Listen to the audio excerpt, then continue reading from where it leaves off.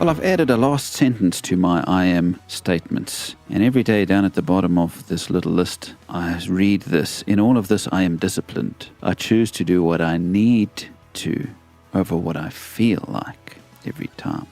And it's important for me to read this every morning because it just reminds me exactly that, to do what I need to do instead of what I feel like. I often find myself at the mercy of what I feel like instead of what I should be doing. I feel like just lazing instead of reading the Bible. I feel like just watching more TV instead of praying.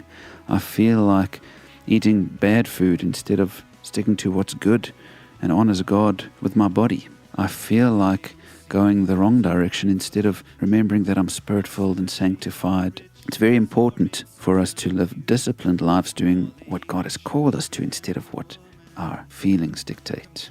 In fact, this sentence really struck me. It was a book I read last year called The Disciplined Life by Nazarene minister Richard S. Taylor. And he said this in one of the chapters: "The world is full of naturally brilliant people who never rise above mediocrity because they will not make the sacrifice which superiority requires." And I thought, I don't want to be the guy who wasn't disciplined, who had a lot to offer, as all these I am statements have proven, but never took the time and the discipline to do it. This is how he described self-discipline. It's the ability to regulate your conduct by principle and judgment rather than impulse, desire, pressure, or social custom.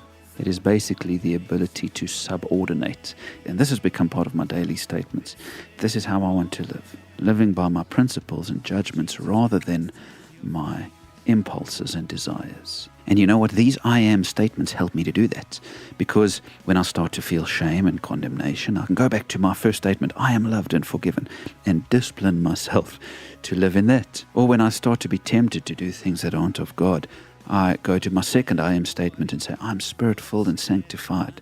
I say no to ungodly things and live a godly life. When I start to ignore God and go on my own way, I remember I am a lover and worshiper of God. That is who I am. That is what I do. And when I start to maybe get a bit too self-involved, I can remind myself I'm a leader of my family. I'm a shepherd of God's people and all that stuff we spoke of yesterday.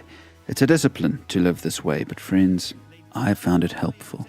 And I pray that if you come up with your I am statements, you will remember in all of it to be disciplined, to actually live by them rather than by your impulses. Well, I hope this has been helpful. It's been quite personal, sharing some of my stuff this week, but friends, I do hope that it's given you an idea to maybe do it yourself and remember who you are in God day by day. Lots of love to you all. Take care and have a great weekend.